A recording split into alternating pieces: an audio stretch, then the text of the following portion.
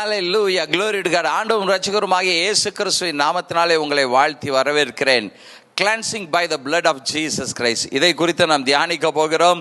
1 பேதுரு 1:2 சொல்கிறது, பிதாவாகிய தேவனுடைய முன்னறிவிப்பின்படி ஆவியானவரின் பரிசுத்தமாக்குதலினாலே கீழ்ப்படிதலுக்கும் இயேசு கிறிஸ்துனுடைய இரத்தம் தளிக்கப்படுதலுக்கும் தெரிந்து கொள்ளப்பட்டவர்களாய் இருக்கிறோம். ஹல்லேலூயா.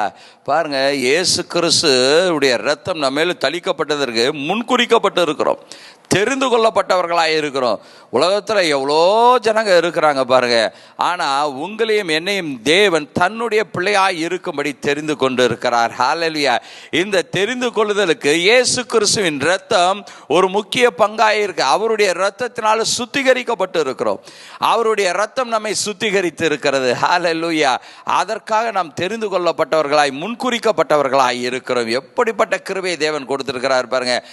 ஆவியானவரின் பரிசுத்தமாக்குதலினாலே, பரிசுத்த ஆவியானவர் நம்மை பரிசுத்தமாக்கி இயேசு கிறிஸ்துவின் இரத்தம் தெளிக்கப்பட்டவர்களாய் இருக்கும்படி தெரிந்து கொள்ளப்பட்டு இருக்கிறோம். சும்மா கிடையாதுங்க. ஆண்டவர் இந்த உலகம் தோற்றத்திற்கு முன்பாகவே உங்களையும் என்னையும் தெரிந்தெடுத்துறார். எந்த அளவுக்கு நம்மை நேசித்திருக்கிறார் பாருங்க. நீங்கள் நம்ம கிறிஸ்தவர்களாக இருக்கிறோம், கிறிஸ்துவை பின்பற்றுகிறோம்னா பிகாஸ் ஆஃப் காட்ஸ் லவ், தேவனுடைய அன்பின் நிமித்தமாய் அவர் நம்மை தெரிந்து கொண்டு இருக்கிறார். நம்ம உறவுகளே எவ்வளோ பேர் இன்னும் இயேசுவை அறிந்து கொள்ளவில்லை, ஏற்றுக்கொள்ளவில்லை. அவருடைய இரத்தம் தளிக்கப்படுதலுக்காய் நாம் தெரிந்து கொள்ளப்பட்டு இருக்கிறோம். அந்த இரத்தம் நம்மை பாதுகாத்து இருக்கிறது, மீட்டு இருக்கிறது, சுத்திகரித்து இருக்கிறது. ஹல்லேலூயா.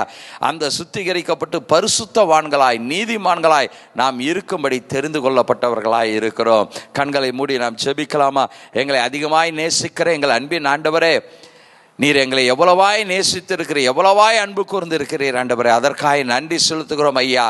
ஆண்டவரே, பரிசுத்த ஆவியானவரின் மூலமாய் பரிசுத்தமாக்கப்படுவதற்கும் இயேசு கிறிஸ்துவின் இரத்தம் தெளிக்கப்படுவதற்குமாய் எங்களை தெரிந்து கொண்டீரே, அதற்காக நன்றி செலுத்துகிறோம்.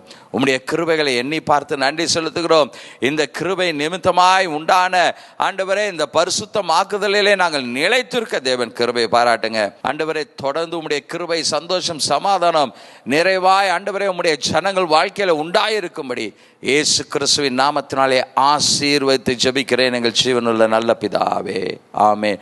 God bless you. நீங்கள் தெரிந்து கொள்ளப்பட்டவர்கள், அந்த நிச்சயம் உறுதி உங்களுக்கு உண்டாயிருக்க வேண்டும். ஹல்லேலூயா.